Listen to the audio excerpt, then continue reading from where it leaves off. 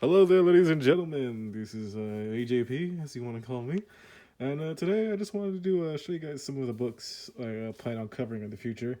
I understand it's a bit of a step down from my other video, my first video, but I wanted really to talk about, give you guys an idea of what it is I'm going to be covering in the future. So obviously, let's start with the first thing first.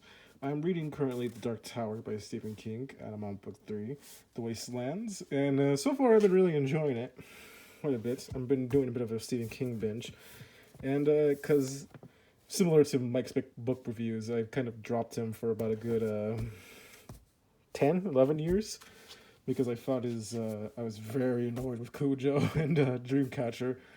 And obviously, I heard from people like, oh, those are his worst books. Cujo, not so much. Dreamcatcher, a lot. And yeah, Dreamcatcher is pretty bad. But I decided to give It and The Dark Tower a try, and I've been enjoying a lot of them. I've been on 300 pages into this It. It's been a bit slow somewhat, but it's still relatively good. King's really good at writing children, and it's very fun, very easy read. Contrasting that, obviously, so let's move with Dark Tower. I'm as well reading The Art of War and other Chinese classics. So obviously such things like Confucian Analects, Di Tao Ching Ching, Doctrine of the Mean, the work of Mencius. These are very important documents on ancient Chinese philosophy. I've been trying to get into philosophy a bit more, so I'm also reading some Aristotle and Plato on the side. Kind of lifted it right now with one hand.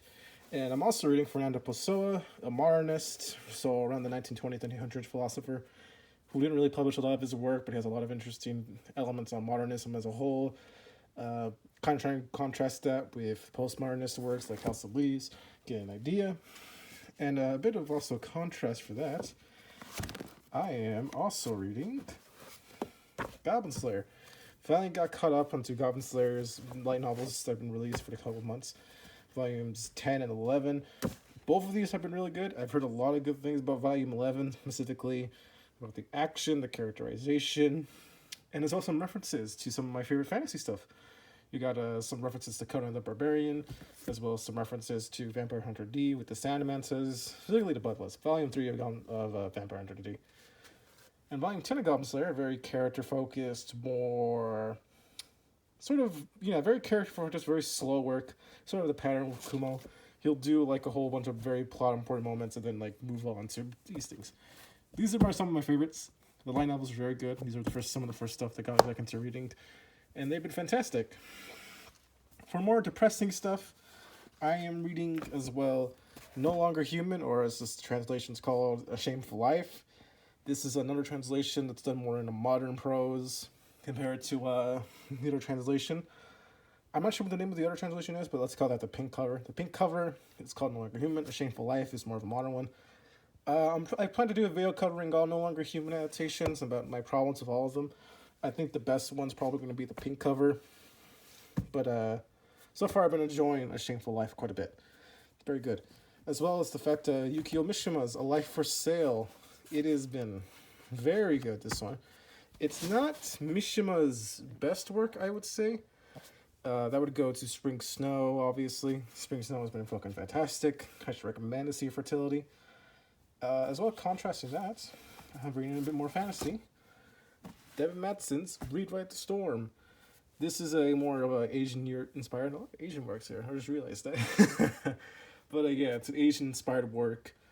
Very interesting. A first-person narrative. I've heard a lot of good things about this one somewhat. It's grimdark. So lots of things about politics, sex, violence, all that stuff. All that cheery stuff, And as well in that similar vein, Patrick Rothfuss's Name of the Wind. I heard a lot of bad things about this book, to the extent that it made me have just a major interest in reading it. I want to see if it's as bad as it is, and honestly, 200 pages in, it's been pretty good. It hasn't been slow, hasn't sucked, and it's very depressing, honestly, and similar to The Flowers for Algernon. I'm reading a lot of depressing shit. I just realized that I like depressing novels. Lots of dark stuff, edginess, depressing shit. That's the kind of things I like to read. Flowers for Algernon.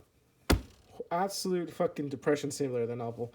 Horribly depressing. I love it so. And as well as the fact, Mario Puzo. Honestly, I'm a fan of The Godfather. It's my favorite. It's tied for my favorite movie, and the Godfather novel is also one of my favorites. Very good prose. The Sicilian. It's basically part two of that Godfather trilogy that Puzo did. It's technically not one. It does have Michael Corleone in it, but it's not like as focused as I would say on him and the family. If we focused more on one of the most famous bandits in Italy. And contrasting it, once more another Asians-inspired thing, another depressing work, The Wind-Up Bird Chronicle. I hear a lot of fucked up things about this novel. And Murakami in general is one of my favorite authors. He's great. Tried to pick this one up to see if it's as fucked up or it's disgusting or it's disturbing as people say it is. I'm a huge fan of Murakami. I plan to do a lot of videos on him. I'm working on a Norwegian Wood video. That's going to take a bit because of scripting in that. I'm not sure if I want to do it scripted or want to do it unscripted. I feel like with Murakami, I should do it in the sort of same vein as he does. And just sort of talk about, how fucked up something is. You gotta be sort of, in a stream of consciousness sort of state. And similarly, this one has been fantastic. I've been enjoying, Murakami quite a bit. He's been a fantastic author to read. He gets a lot of hate. Some of it's justified, most of it's not. So yeah, these have been the books I'm going to be covering. The one I'm probably going to be finishing very soon is, Mishima again, because Mishima's honestly a quick read. He doesn't have a lot of words. This one's only 280 pages. I will get the Goblin Slayer ones done. I want to do those completely unscripted, so you guys can get an idea of what I'm going to be making for my Beauty of Goblin Slayer series. That's going to be coming in the future. The Art of War, that's going to take quite a long while because I want to take a lot of time with the philosophy and ideas. I'm probably going to try to do the videos on the first two.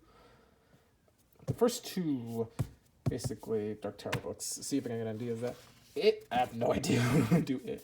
It's been taking me fucking forever to finish. I want to take my time reading it. Get my ideas on King. And yeah, these are pretty much the books I'm going to be covering in the future, more likely than not.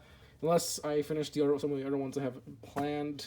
These have been absolutely fantastic reads. None of them have been bad. And I highly recommend you guys check some of them out. So in case you want to talk about them with me. Yeah.